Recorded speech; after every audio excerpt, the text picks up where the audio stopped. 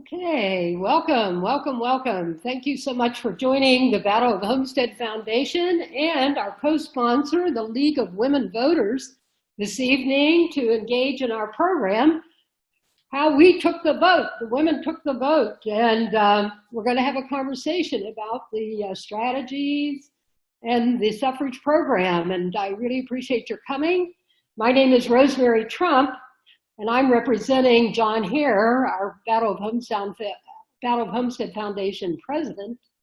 And it's my pleasure to tell you about our organization as a part of the welcoming. And it's a nonprofit organization, and its primary purpose is to preserve your work history, your mothers and dads and your grandfathers and grandmothers' work history, as well as your friends and neighbors here in southwestern Pennsylvania, what they did on the job, as well as how they improved their working conditions and the wages for their industry. And we're a diverse organization made up of citizens, workers, educators, artists, and historians dedicated to preserve, interpret, and promote a people's history focused on the dramatic labor conflict between the owners of the Carnegie Steel Corporation, and we all know that by the names of Andrew Carnegie and Henry Clay Frick, and their hired thugs, the Pinkertons, who engaged in a pitched battle with the townspeople of Homestead, Pennsylvania in the summer of 1892. And in fact, there was a major armed battle on the day of July 6, 1892, where at least 10 men were killed, 7 workers and 3 Pinkertons, and scores were injured in that heated battle. The primary issues for the workers and their families of this battle were the wage cuts imposed by Carnegie and Frick, as well as the reinstitution of the 12-hour day and the 7-day work week, as well as, of course, many health and safety concerns because of working in the industrial steel mill environment. The primary issues, of course, for the owners was control and profit. And so the Battle of Homestead Foundation takes great pride in preserving that story as well as many other labor stories. And we do that to really commemorate and honor the men and women who sometimes gave their lives, many gave their jobs up, many gave up their paychecks when striking, and some even lost their homes when they were fighting for what we take for granted today, the 8-hour day, the 5-day work week, our paid holidays, the end to child labor, free universal public education, health and safety improvements, healthcare benefits, not to mention the right to engage in collective bargaining and have a union give voice to your and workers' concerns inside the workplace and in the public policy arena. So I would like to suggest to you that you too can become a member. Just go to our website, battleofhomestead.org. And that's, once again, battleofhomestead.org for more information to check us out. And we're going to have a great evening here, and I'm going to introduce Suzanne Donsky, our program chair, who's going to share with you the programs of our organization, not only this one, but others that are coming up. So thank you, Suzanne. Thank you, Rosemary. Amazing Rosemary Trump really holds up the organization. So good evening. Again, welcome. It's really a pleasure to be having this program in conjunction with the League of Women Voters of Greater Pittsburgh. And I think it should be a big night for us all that will hopefully lead to some substantive discussion.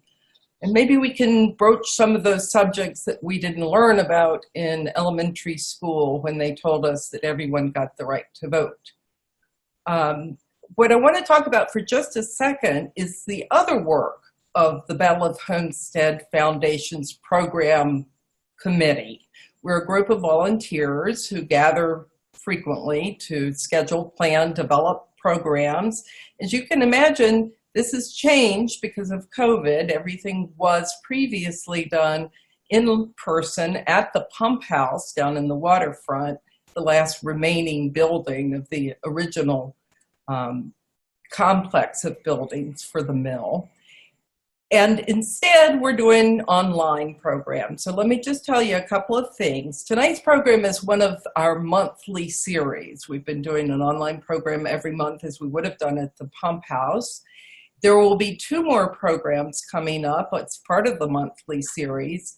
On September 17th, we're going to present a program called Protecting Ourselves from the Plastics Invasion, which I think you'd all agree is a critically important topic for this time, and particularly for this place in Pittsburgh with our rivers and our air issues, and of course the cracker plant looming on the horizon. So we hope you'll join us for that.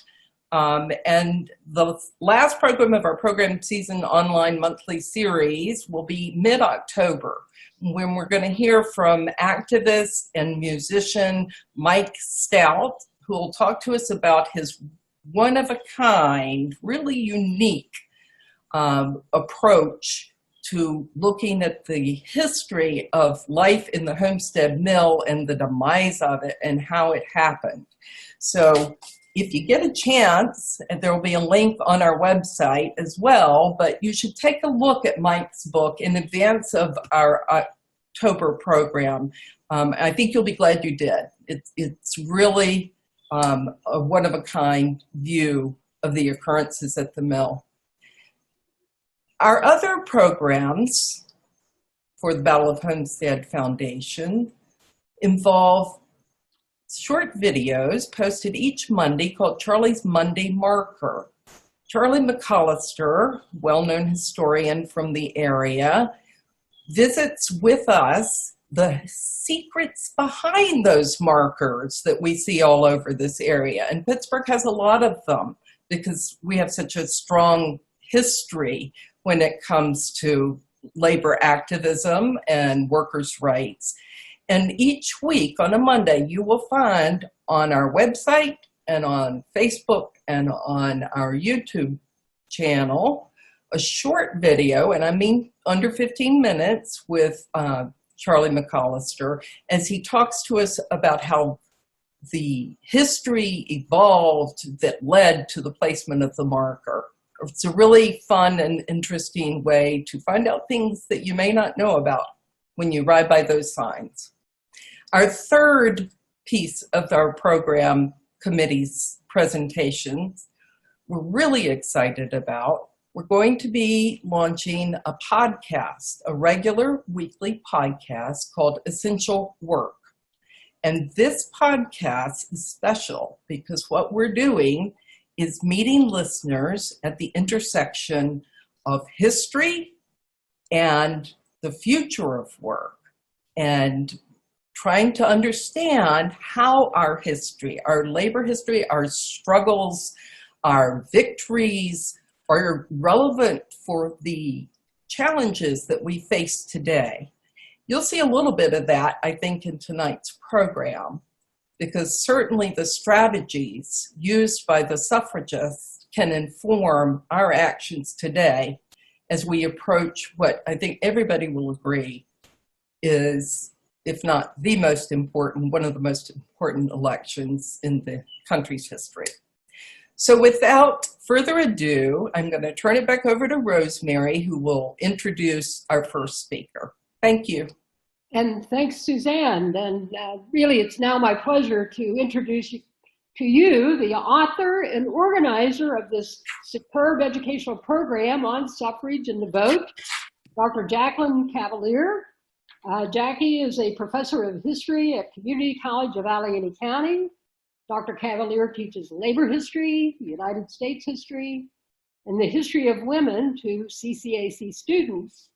And we're pleased that she brought this program to us at the Battle of Homestead Foundation to commemorate and honor the work of millions of women who fought for over 80 years to take the vote, and culminating in the passage of the 19th Amendment to our U.S. Constitution.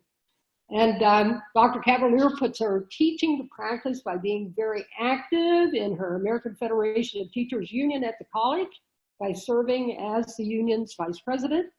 So it's my pleasure to ask Dr. Jackie Cavalier to chair the remainder of our program. Dr. Cavalier. Thank you, Rosemary, and thank you, Suzanne, and thank you so much for everyone for joining us tonight. I really appreciate you taking time to join us, as well as engage in conversation about this most important topic as we commemorate the centennial celebration of the 19th Amendment and women gaining the right to vote. I'd also like to acknowledge with us tonight is Eileen Olmsted from the League of Women Voters. And so we are so proud to have the opportunity to partner with the League for this program. And Eileen's going to offer some comments and information to us at the conclusion. I will as well have the honor of introducing my colleague and friend, Dr. Ebony English, as we share the opportunity to bring this information and have a discussion with you all tonight. So I hope that you saw as central to this program tonight the American Experience PBS film, The Vote. And what is interesting about that film is, as we were discussing it in a variety of different groups, I heard a number of people say, geez, it's 2 parts, it's so long. And as I was looking at it, I said, wow, it's only 2 parts. Is that all? So the interesting thing is, I was very happy to see that we finally have a film that hones in and focuses on those last 10 years, what I call the last leg of the suffrage movement from 1910 to 1920. I often think that is overshadowed a bit by the earlier aspects of the suffrage movement, the women's rights conventions that took place early in the 19th century, and of course the important work of Susan B. Anthony and Elizabeth Cady Stanton, and many, many others.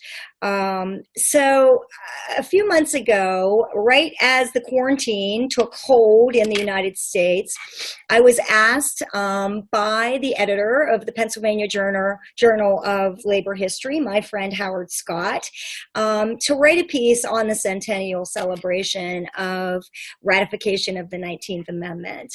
I was more than happy to do so. And the focus of that piece, of course, was the last leg of the suffrage movement. And I use that term movement lightly because it certainly suggests that it was unified. And as we know from the film, and certainly from our own experiences as well as our history, it was not necessarily unified. I concluded that piece that I wrote with the following quote from Professor Peter Dreyer's 2018 work on politics and progressivism. And I quote, "We need to understand that many of the leading progressive thinkers and activists were heroes, but not saints. All of them had flaws, some personal, some political. It is important not to put them on too high of a pedestal." In my conclusion, I reiterated that Alice Paul is indeed one of those progressives. And I think the film that we are here tonight to discuss really did a fine job of showing that, contradiction. And it also left us with a very, very difficult job of reconciling that as we celebrate and commemorate the right to vote. If you watched the film like I did intently, and I watched it several times, I have to admit, you probably heard Alice Paul described as a zealot for suffrage, a public relations genius, and an innovator in the tactics of protest, due largely to the willingness, not only on her part, but on the other members of the National Women's Party, to picket in front of the White House and to intentionally get arrested time and time again. Now, picketing, protesting, marching, and demonstrating were not necessarily new. As many of us know, and as many of them involved directly in the movement already knew, women were striking and protesting for wages and the 8-hour workday, certainly early in the 19th century. We have the cotton mill workers here in Pittsburgh. We have the workers in Lowell, the female workers of Lowell, Massachusetts, and certainly not far off in the minds of many women, and certainly many immigrant women, was the Triangle Factory fire that took place in 1911. And it was shortly before that event that resulted in the deaths of more than 104 women workers in the Triangle Factory. It was shortly before that that those women were striking for wages and hours. What is equally important is understanding the strategies employed by this particular group of suffragists, and that is members of the National Women's Party. Trying to understand the contradictions we're left with and grapple in that regard, we need, I think, to understand the historical context as well as the backdrop. And by that, I mean 3 specific areas. The first area is, of course, the racial and ethnic divide and how that translated into the politics of the situation. The second is the socioeconomic and the geographic divide, and of course, how that translated into the situation. And last but not least is progressivism and social reform and its lasting legacy. So the following quote from Alice Paul, when we think about that or think about those things, the following quote is interesting. "I never doubted that equal rights was the right direction. Most reforms, most problems are complicated, but to me, there is nothing complicated about ordinary equality." When it came to the question of race, politics trumped questions of deep moral significance, especially for Alice Paul. If we look at the historical context, 1896, Plessy versus Ferguson deemed segregation was both legal and constitutional in the United States. We ended up with state-sponsored segregation, Jim Crow laws that were employed not only in the South, but in the North as well. That meant that Black men and Black women could not vote in a number of states until the Civil Rights Act of 1964, followed by the Voting Rights Act of 1965. At the same time, in the last quarter of the 19th century, westward expansion is intensifying. So we can see how that state-by-state campaign was actually working in some of those western territories, certainly like Wyoming, and those territories, of course, that would ultimately become states. We also have, as part of this historical context, the Great Migration.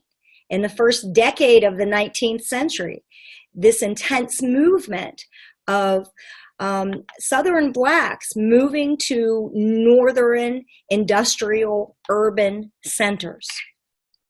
So noticeably absent from the film for me was the mention of so many women along the way. And what I mean by that is, if we look at westward expansion and the women of Asian descent who were excluded altogether from citizenship because of the Chinese Exclusion Act, a recent article in the New York Times that is a continuation of some of these other pieces that they have published about 20th century suffrage activism, honed in on the plight of Native American women. And one Native American woman in particular is Kala Saw, who was a citizen of the Sioux tribe. And this is a direct quote. She said, "The Indian woman rejoices with you to the newly enfranchised white women, but her fight was far from over. She urged members of the National Women's Party to remember their Native sisters, many of whom lacked the right to vote. Not only that," she explained, "many were not United States citizens at all because they were legally wards of the United States government. They had no political voice, and therefore they could not address the many problems that were facing their communities."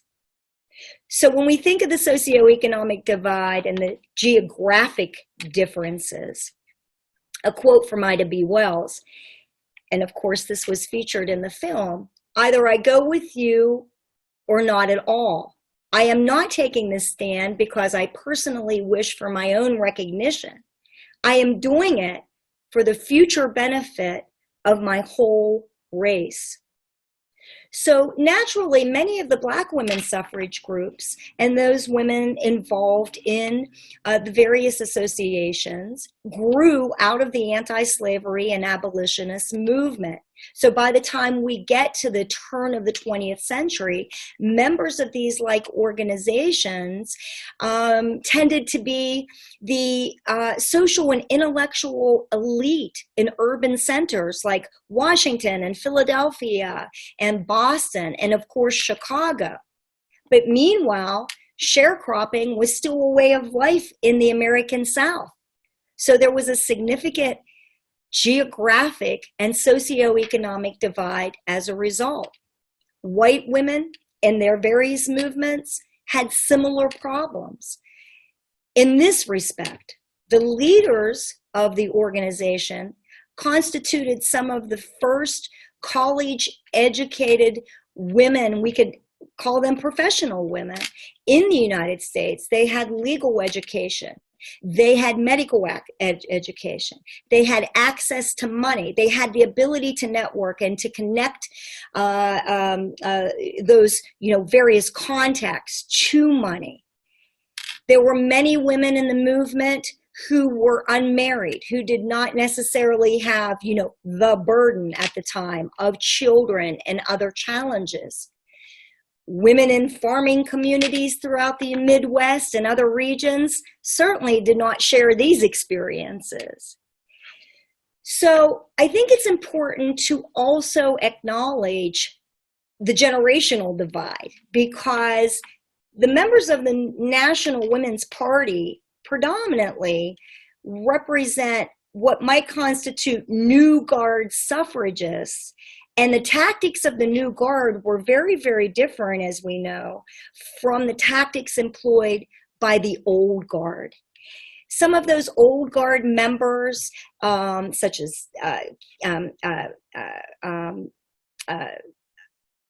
some of those Old Guard members, such as Carrie Chapman Catt, had personal relationships with Susan B. Anthony. Harriet Stanton Blatch, of course, was Elizabeth Cady Stanton's daughter. So those relationships were deeply, deeply entrenched. So we see that when the United States, another part of the historical context, which was really, obviously focused on in the film, when the United States enters the war, World War I in 1917, Carrie Chapman Catt makes clear her willingness to compromise and work with Woodrow Wilson to collectively mobilize that army of women. And those women were going to do whatever was necessary. They were going to roll bandages. They were going to help feed the troops. They were going to serve in auxiliaries. They were going to raise money and do what was necessary for the war effort. And that is evident very much so as a result of those letters between Carrie Chapman Catt and Woodrow Wilson, where there was ongoing communication. At the same time, the New Guard suffragists, Alice Paul, Lucy Burns, and members of the National Women's Party stood as silent sentinels in front of the president's doorstep, protesting a wartime president, willing to go to jail, willing to engage in a hunger strike, and die, if necessary, in the name of suffrage. And so Paul made it clear in no uncertain terms, according to Alice Paul, if necessary, she was willing to be the stinking corpse on Wilson's doorstep as long as it brought attention to her plight. So the juxtaposition of the old guard versus the new guard cannot be overlooked. And as the film pointed out, and I thought it did a very good job of doing this, even though it wasn't that they were intentionally working in tandem, because there was certainly a split in strategy, as we see, one was moderate and one was militant. It worked. It worked in the end. So the last point that I want to make is with respect to progressivism and the lasting legacy of these women as, social reformers. Alice Paul was laser focused on suffrage and only suffrage. And unfortunately, as a result of that, she separated racial equality from electoral equality.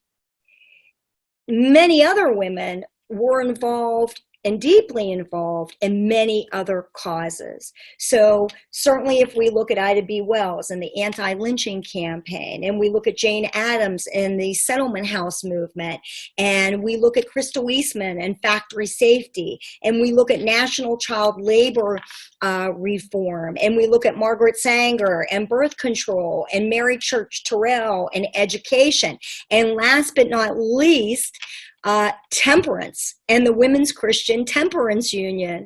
Let's talk about the impact of a political lobby. I mean, I think one of the great ironies in the film was that while members of the Women's Christian Temperance Union were pushing for that 18th Amendment, which resulted in prohibition, there was a Jack Daniels suite at the Hermitage while they were, dealing with ratification, which of course it was a speakeasy in the last stages of the process. So these women had overlapping and intersectional interests, and there was also, of course, that desire on their part to legislate and to regulate morality, and that morality was based very much on white middle to upper class values that drove the progressive spirit at that time. So that's another question that we are left to grapple with. What is the legacy of that today, and how might that understanding or gaining an understanding of that history better inform us?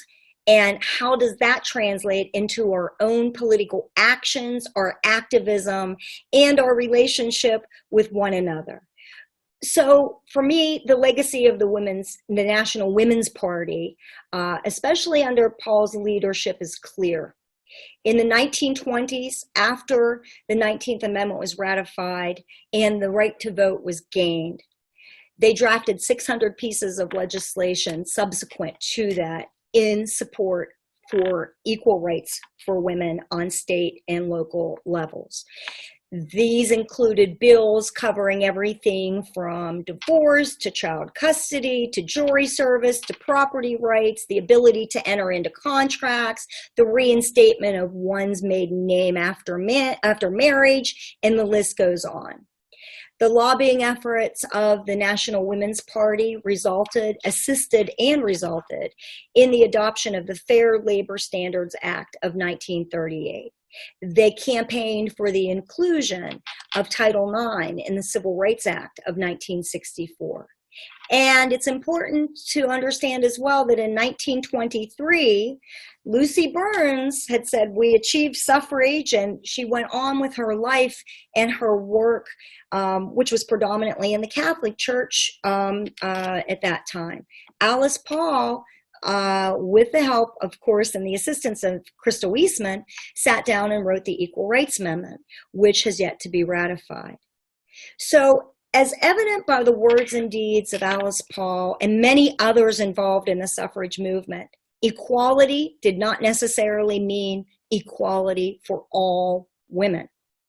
However, as we honor all of those women who challenged and continue today to challenge patriarchy and authority and the status quo, those who challenge prejudice and racism and discrimination, gender equality and inequality in any form, we must remember their fight and their plight with respect to the vote. And in that respect, we must prize it, we must use it, and we must act. So without further ado, I have the great honor of introducing, I say first, my colleague, Dr. Ebony English, but more importantly, my friend. And Dr. English holds the honor of being the very first endowed professor of teaching and learning at CCAC. She has both a master's in social work and a master's in instructional technology, as well as a PhD in criminology. Dr. English, Ebony, was instrumental in shaping our diversity and inclusion program that we shared with the college community last week, and she serves on a number of social work advisory boards and other organizations. So at this time, I would love to honor and certainly introduce my friend, Dr. Ebony English. Thank you. And I'm so happy to be here. And this documentary, when Dr. Cavalier asked me to speak, and I'm thinking, this is not usually something I would speak on because I'm criminology and social work, but I'm focused on the here and now and what's going on today. And it was just so great to see this documentary from a different angle. I mean, I've heard about the suffrage movement. I don't know what that documentary did. I don't know. I keep talking to Jackie saying, was it COVID? Was it George Floyd? What was going on at this time that made me have like this increased sense of empathy for the story and the issues involved in the story also. So what I did, I sat with my daughter who is 12 years old, and we watched the documentary, and she kept saying, there's another part? So and I said yes.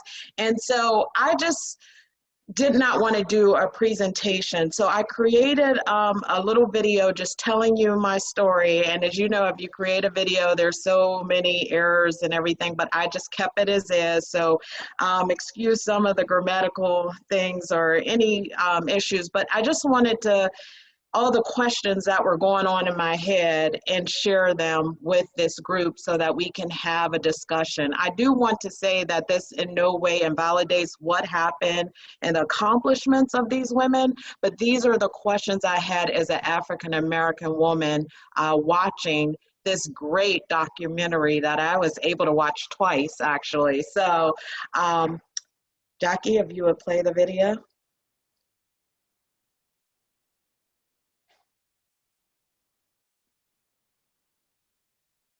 And I'll mute myself, so. Thank you for your patience. I'm grabbing it right now.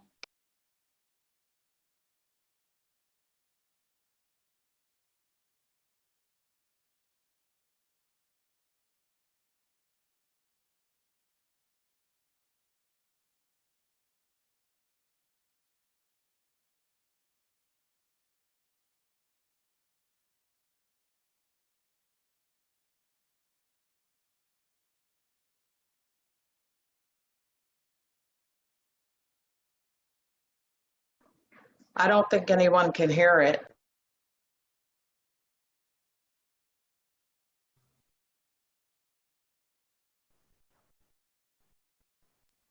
it would help if I unmuted myself. So I apologize. Let's try this again. Technology is such a wonderful thing.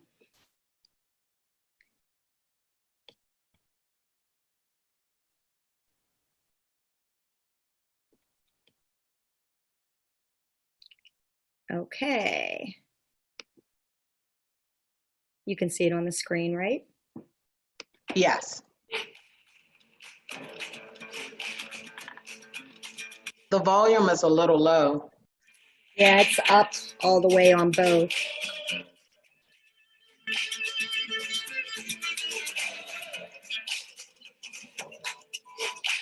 Maybe you want to see if I can play it on my screen? Exploring how the It's breaking up.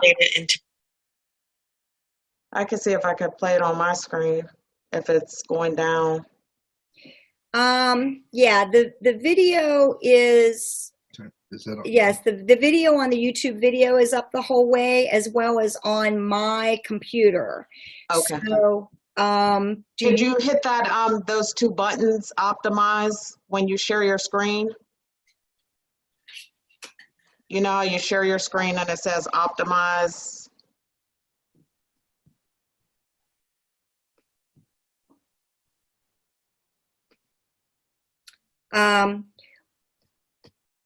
Do you want to try to share from yours?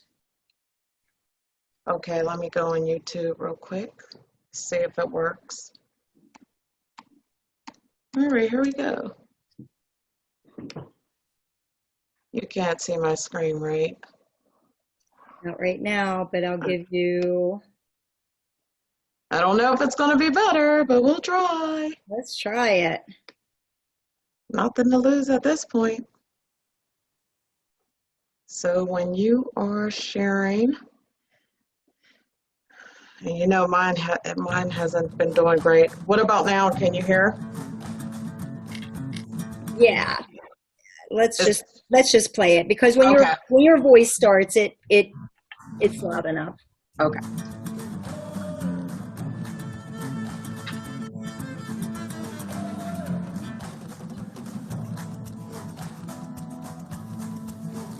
What does that have to do with me?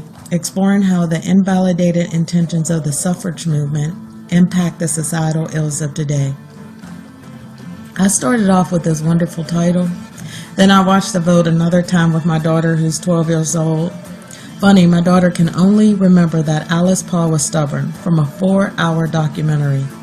I, on the other hand, had so many questions, and I wanted to know if others heard and saw the same thing. If I could erase my title and start over again, I would call it, Who is My Witness? I'm so thankful for this event tonight, because I think this can hopefully increase our awareness to avoid some of the same mistakes that were made in the past. What did I witness? While watching this documentary, I started with the struggle of women. I heard such terms as ridicule, minimization, exclusion, racism, disruption, and struggle. I thought, look what they did to us. And look what they did for us. As the documentary progressed, I no longer knew who they or us was. Then I started asking, who did these terms apply to? Would everyone have the same answer? How can anyone come back from so much betrayal? Who felt the most betrayal? Then I wondered, is it okay to focus on the obvious injustice and ignore the greater good? I also realized that every witness would answer these questions differently, and that's what makes this world so fascinating. Who is our witness? Who would tell the story of the woman who faced the double or dual burden of racism and sexism? I had thought about how I failed to tell Ida B. Wells stories many times. I presented the quick and easy social reformer package during my lectures and social work courses. What did this have to do with me? I'm not an activist, right? Wrong. These women were excluded and needed empathy. So what does empathy mean? Seeing and being a true witness to their stories, hearing their definition of the situation in their own words, going beyond trying to connect and understand with sympathy. Now, after watching this documentary, I wanted to know how she and others felt when she was told, "We think you're great, but they don't, so you have to leave. They are racist. Stay back. Let us handle it when we join them. They did it to us, so we will do it to you. You are a woman when it's convenient, but inconveniently black." What does it do to a person? I wanted to know. Oops, I also forgot again about all the others who were told, "We forgot you altogether. Your time will come." I often heard on the documentary that basically we have to accept that a consequence of inclusion is exclusion. And I wonder, does that have to really be the case? Where is the witness statement? Where is the documents that saw what I saw? Where's the information? So I had to search. Suffrage, racism, suffrage, exclusion, suffrage and sexuality, suffrage and intersectionality. But can witnesses change their story? We have an opportunity to acknowledge intersectionality and how it influences our pathways. Please listen to the next woman who tells you who she is, and do not assume that every woman is witnessing, hearing, feeling, and seeing the same thing.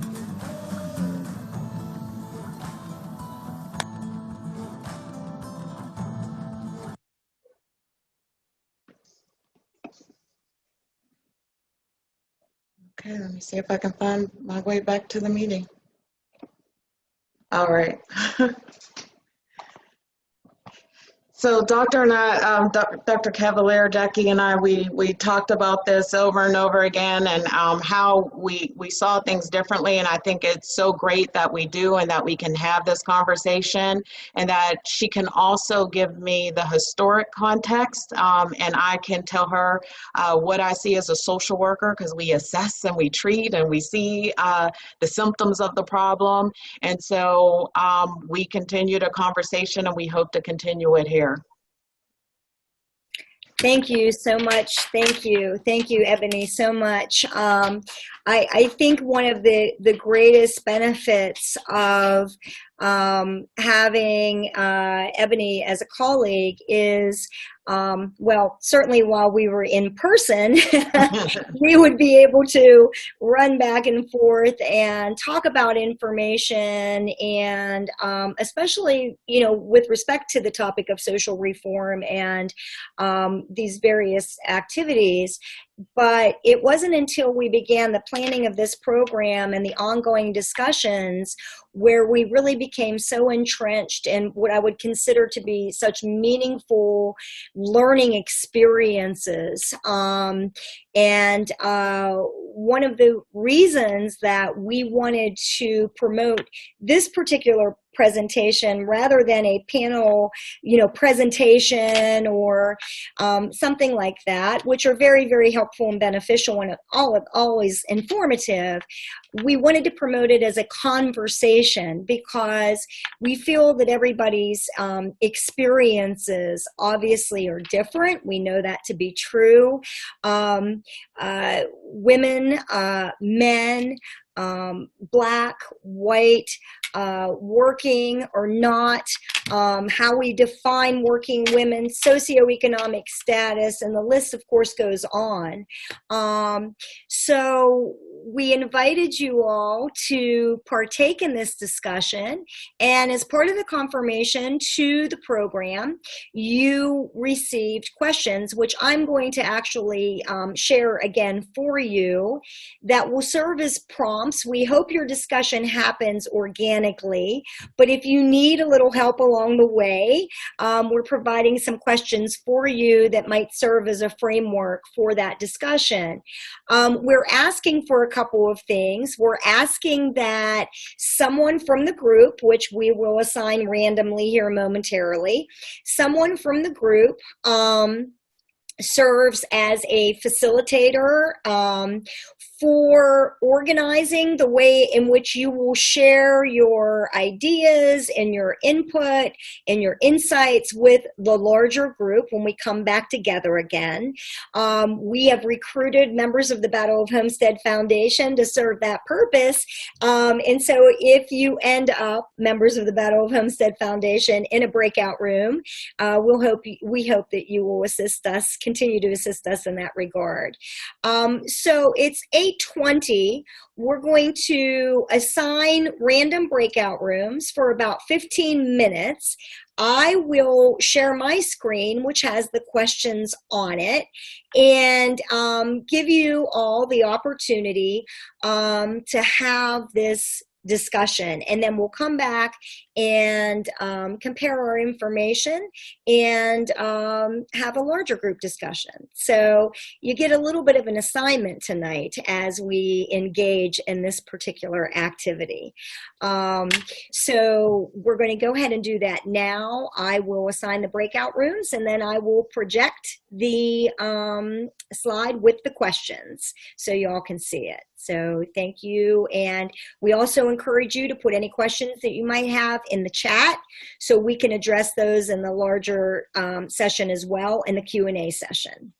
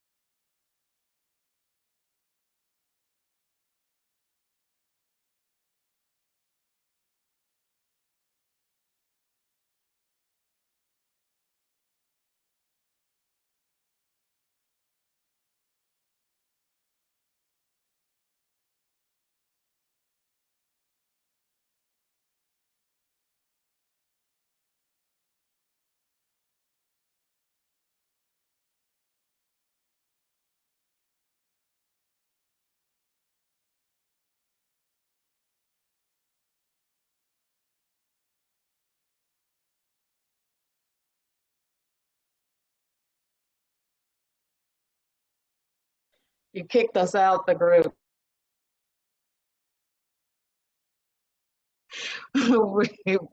If it makes you feel better, we were all kicked out. Yeah, I mean, I was talking and I'm like, I was talking about how great you were and how you can persuade people to do anything. And so then everybody agreed, and then I just went into another world. Well, I thought I sent the notification, so I apologize if it was abrupt. No, you did, and we ignored it. Okay. Well, that's a good thing. Everybody wanted to keep talking. So again, if you want to put anything in the chat at this time, who wants to share? Because I think that our group, I see Rosemary Trump is the first person to raise her hand. So you're muted, Rosemary. All right, I will tell you that I tried to recruit from my group someone else to give the report, but they all said, you do it. So I'm going to do it. And what our group has said is that the highlight of this program has been Dr.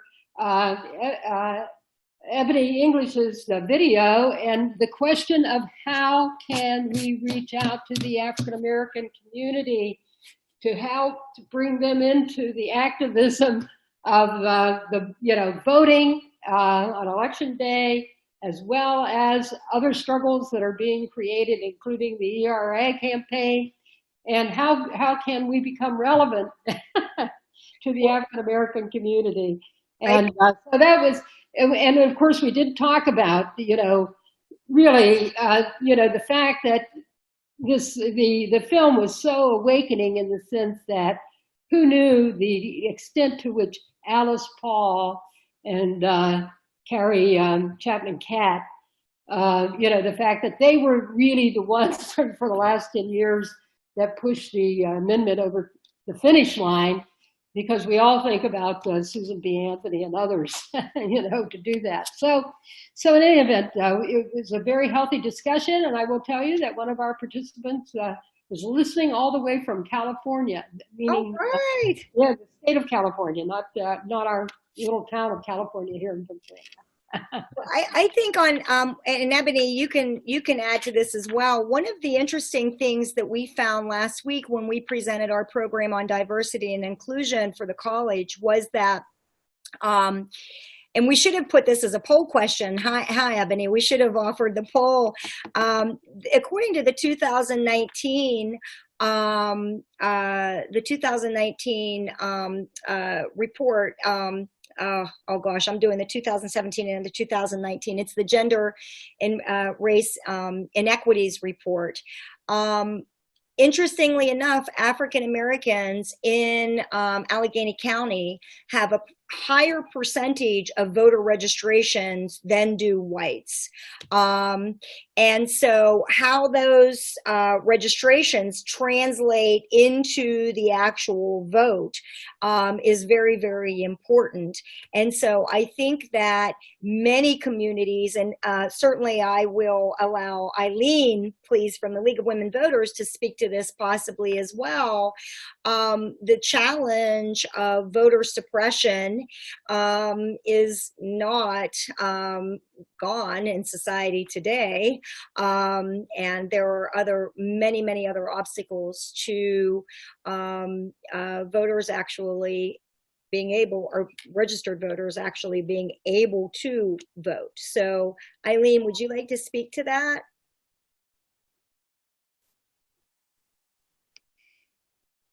There we go. Well, the League of Pennsylvania is currently participating in 5 lawsuits that had been brought in by various entities against the state or against certain departments of election, trying to purge the voters' rolls, trying to stop. The most important one has been brought by the Trump administration, the Trump campaign, re-election campaign, and the Republican Party to prevent drop boxes. And because we are pushing mail by vote, and because we're having so much mess thrown at us in terms of how the post office is going to be able to deal with. I have a lot of confidence in the post office. I think they're civil servants and they're going to work their darndest to do the best they can under trying circumstances. But boxes to drop off would be a real boon, and they're trying to stop that. So unfortunately, with lawsuits, it's all in the hands of the courts. However, we're trying to get this legislature to come back into session to pass some legislative amendments and cures for this, so that we may be able to, I don't know what we're asking for. I mean, we can't ask for extension of being able to count the votes for several days, being able to open the votes ahead of time. All of those things take legislative or judge action. I urge everybody to use the resources of the League of Women Voters Facebook page. Our local Facebook page, League of Women Voters of Greater Pittsburgh, has all kinds of material, and our webpage has all kinds of informational and educational material that you can download if you're trying to educate other people about the different ways of voting. I don't want to go into detail because it's all out there, but our job is to protect the vote and protect the voter. And that's been true since the very beginning. I was thinking when you were speaking that Carrie Chapman Catt and Alice Paul, who's a heroine of mine, went divergent paths. And I know Alice Paul, maybe she never joined the League of Women Voters, but Carrie Chapman Catt founded the League in 1920. So we're celebrating our 100th birthday as well. And she said, this is a quote, "Winning the vote is only an opening wedge, but to learn to use it is a bigger task. The vote was, in her words, a tool to build a better nation, to provide for the common welfare, to help humanity upward. Women's voting power," she said, "would benefit all the weak and the erring, all the homeless and unloved." So that's why she founded the League of Women Voters, and that's for 100 years we have worked to protect the vote. We have become aware in the last 10 or 15 years, much more, as you all are becoming aware of the racism that surrounded that period of time. But I take a little bit of comfort from a quote of Ta-Nehisi Coates, who wrote a very long article in The Atlantic way back in 2011 called The Great Schism, where he wrote about this, the racism in the suffrage movement. And it really served to wake up the League, because not soon after that, we started what we call our transformation journey. And the central part of our transformation journey has been diversity, equity, and inclusion. And we are working very hard towards those goals. Thank you very much, Eileen. Thank you so much for that information. Would anyone like to add some of their group's insights, part of your discussion, or any feedback about the film or any of the other things that we discussed? Don't be shy. Larry. Okay. Well, we had some really good discussions. Started out, a couple folks said that early on they remember their grandmothers just voting was part of the family tradition. And somebody said that their grandmother's house was like a political discussion center. So, you know, people did take this pretty seriously 100 years ago once they got it. Everybody really agreed. Again, video is great. Raise these questions. Dr. English's video, as well as the vote. And the idea is that basically, think of all the time that was wasted all those years when there was this schism, you know, and that is one mistake that should not be repeated now. Really, everybody should be not only allies, but active together. And the Black suffrage movement in particular should be taught more. I think a lot of the folks were, you know, we all know everybody was out there, a lot of women were doing things important, but there was this really sustained movement that was sort of just below our historical notice. And the whole network of women's clubs, particularly the Black women's clubs, that really created a framework that went on past, 1920. It's all still there, and like in various ways, and we should just really all work together. So that's sort of a summation of what we talked about. Yeah, I think that's such an important point because I think also, at the end of the American Civil War, and of course with the onset of Reconstruction, and then of course the 15th Amendment, which provides for universal male suffrage, with the exception as punishment for crime. That's part of that amendment that we never tend to understand the implications of and the consequences of. But I think, that is one of the first significant splits where you see the National Women's Suffrage Association, the American Women's Suffrage Association, and, those two groups in particular who are going to look at men either as allies or enemies, and also, depending on which group, whether or not you're willing to be patient and accept this state-by-state concept, or whether or not you're willing to take on that more radical approach and envision a constitutional amendment that will grant all women the right to vote. And then it splits again, even though those organizations come together and form the National American Women's Suffrage Association. We have the emergence, of course, of the National Women's Party. And, one of our participants, Jerry, did put in the chat, there's even a split, of course, eventually between Crystal Eastman and Alice Paul. Crystal Eastman goes on to, of course, the founding of the ACLU and so on. So these divisions, as we move through these various movements, it's why I started in my presentation to say I use the term movement loosely, and I do always like to reinforce that to students, because sometimes when we think of a movement, it suggests a unified approach, and that wasn't necessarily the case, time after time after time again. So, anyone else want to share? So just like you were saying about movement, even today, we can join forces to make something happen until it's found out that a division would better suit one group rather than the other, and then hopes to bring the other group along. But it doesn't always happen that way. You get left behind for quite some time, and then it takes another movement to bring you back together. For me, like when all the women did come together, and I know just like the 15th Amendment, and then the 19th Amendment, it says everybody is included, but then it's not. The Black women, they were all together as women, but then when it was set apart, then the Black women weren't able to vote, or there were just a select few that got the different states actually read some other stuff that actually did vote, but that's because they had already started bringing things up. But then when the amendment passed, it appears that all women were able to vote, but that was not the case. So they had to keep the movement moving, and then it actually didn't come about until way later on.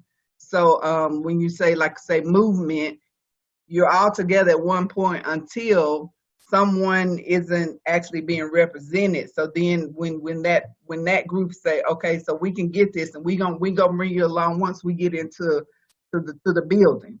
We'll bring you in the house when we're in the house. But sometimes it doesn't work that way. It takes a long time, and so then you feel like you're left out. So what did we do wrong?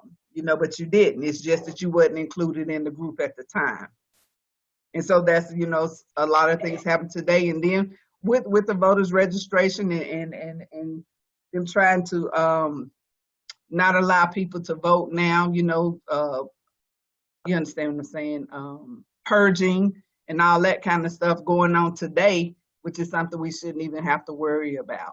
And that's because of class, not necessarily, race, but class for the most part, because those those are the ones that are suffering today, those in the less economical class who are not able to get to the voter polls, like she was saying about being able to do the mail-in votes now, you know, and they're doing everything to not allow that to happen by putting locks on mailbox in neighborhoods and stuff.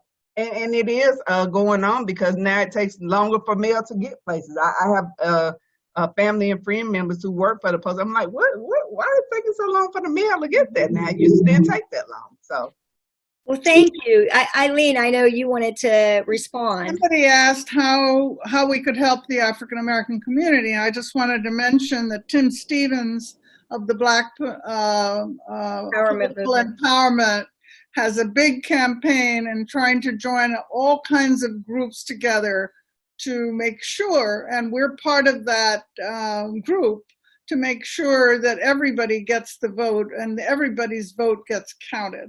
And we're so determined to do this. We would like to be celebrating our birthday, but we're actually working for the cause every single day. I'm having, meetings and stuff like that. So I just wanted to mention that the League is also a membership organization, and everybody's welcome, even men. It's not just for women. We've had men in the League since in the 1970s, and we currently have our second African-American woman as president of the National League. We just elected her, and she's wonderful. And if you look at our website, you can, the state national website, you can find a link to a conversation that she just had on Facebook. It may be on Facebook as well, I don't know, but it was just yesterday, and they tackled all of the subjects that we've been talking about: racism, the history of racism within the suffrage movement, and what we're doing to change that equation. Thank you, Eileen. Anyone else? Would anyone else like to share either your group or any thoughts or insights? Yeah. Sharon. Put us on there. We'll do it verbally. Somebody was speaking to the fact that they had discussions in their home and politics was always part of something. In my house, I always had the feeling that my mother felt that she had to vote like my father did. She did not have a sense that she had her own agency about things. And this is a sad but true story. When my father started losing his memory, she figured out she could have her own opinion. And in her 80s and 90s, she started feeling empowered to be political because she felt that she could. And that's my legacy that I come from, that I saw that person that's, I have to vote like my husband voted. And he went to college and I didn't. And those of us who grew up in the 50s probably can identify with what I'm saying. That's such an important point to make, Sharon. I think that's so interesting when we think about those influences that women, as wives or women as daughters, with respect to the influence of those men in their lives, reinforced by the historical notion that men had more political minds than, women tended to have, and that women would vote more emotionally. That was all part of, the issues or the challenges facing the movement as well. I think it's important. And of course, I am a historian, as probably several others on this call are. I mean, to be able to tackle this topic in, a couple hours is so difficult and so challenging because we didn't even touch upon the anti-suffrage movement and, the motivations of those who were involved in the anti-suffrage movement. So that too, of course, presented obstacles and challenges and yet another division amongst and between women. Yeah, that still is a problem today. I mean, we can't even get the Equal Rights Amendment passed, and women have had the vote for 100 years. We have no woman that's held a major position in our country. We haven't had a female president. I mean, and this is 100 years later. So that continues, and that's a very relevant point, that it's not the males over the females, it's females affecting other females, saying know your place and you shouldn't be doing that. It's, Phyllis Schlafly, who fought the ERA. I think it's interesting because Ebony and I actually had this discussion earlier. We were talking about the idea that it should be celebratory, when we're looking at the centennial, and it's also, of course, celebratory of the idea that we have a one party that has a female candidate for vice president. But I also said to her, it's strange when I'm saying, or, it feels kind of emotional, or it makes me feel proud that we're talking in 2020 that it is a big deal to have a female candidate. And, does it seem like we should be further along? Doesn't it seem like we should be further along than that? So, Melanie, did you want to add? Yes, I think it's very simple. Women need to take over this country. And I nominate Rose Trump to be the leader. Because you know how to do it. Yeah. I remember being on the floor of the Democratic Convention when Geraldine Ferraro was nominated. And you were in tears. Yeah. Rosemary. We went backwards after that. We went backwards after that, didn't we? Exactly. So we need to move forward. Sorry, Nick. We need to get rid of men out of politics. Women know how to do it and know how to do it right. Well, thank you, Melanie. At this time, thank you so much. I feel like, of course, we can let this program go on and have such a valuable and important and insightful discussion. But I see that we have our president of the Battle of Homestead Foundation, who is on the call, he and Joni.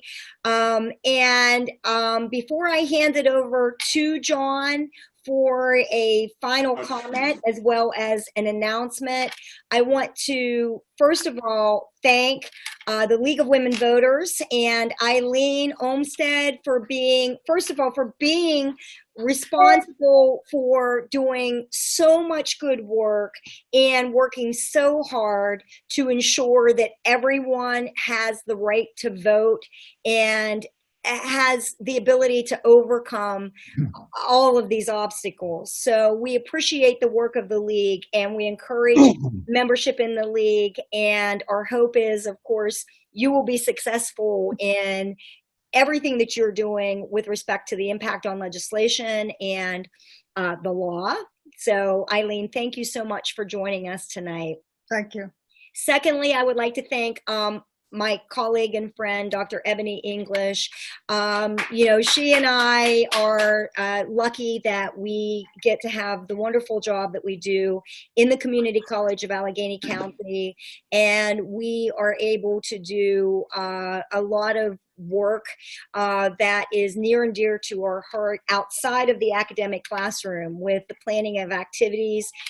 Ebony, as the endowed professor of teaching and learning, sets the bar this high, and she constantly keeps us working and striving to be better, and is a constant sense of information and support. And so we very much appreciate that, and her joining us and adding her insights in that fabulous video that she put together. So I appreciate that so much. I'd like to thank, of course, our program committee and our communications committee. We have a fabulous membership with respect to the people who do such great work: Suzanne, Larry, Jerry, Perry, there's so many areas on Rosemary, everything rhymes. And I apologize if I missed anyone, but I really appreciate the opportunity, Elizabeth, to work, with the Battle of Homestead Foundation and especially the program committee. So at this time, before we formally conclude, I'd like to hand it over to John to close off. Yes. Okay, because I never met her. D'Angelo. Hi, everybody. Thank you so much for coming out tonight. And we really do appreciate the work that Drs. Cavalier and English did, and the work of the League of Women Voters, and the work of everyone now who sees our job for the next 3 months as to make really to save U.S. democracy, if we can, if it's possible. And I just want to say there's an interesting little event happening I wanted to tell people about. You probably can't read this little flyer. It just came out, but there is a demonstration called "We Love Our Mail Carriers," and we love our mail carriers despite all the undermining of the U.S. Postal Service that's happening from the White House and Trump's cronies, really trying to suppress the vote by destroying our postal service. And we want to show that we're not going to stand for that. So what's happening this Friday on the 21st of August from 5 to 6 p.m., we're asking people to turn out to Squirrel Hill in front of the Squirrel Hill post office. We're going to socially distance and wear our masks, and we're going to line Murray Avenue up and down and carry signs in support of our mail carriers, in support of our post office, in support of mail ballots for everyone who wants one, and not undermining our U.S. Postal Service, which does provide us constitutionally demanded service. So make a sign and come and show that you support our Postal Service. Show your love for the U.S. Postal Service. Here it is. And thank you very much. Appreciate it. Thank you, John. And last but not least, Larry, I'm so sorry. I was remiss in your final announcement, and then we'll conclude the program for the evening. Well, my final announcement actually is to introduce Ms. Olmsted, but it's just everything's wonderful, and I don't really need to say anything, but thanks everybody for joining us tonight. If you found, I'm not sure how everybody found out about this, but the Battle of Homestead Foundation has a website, battleofhomestead.org.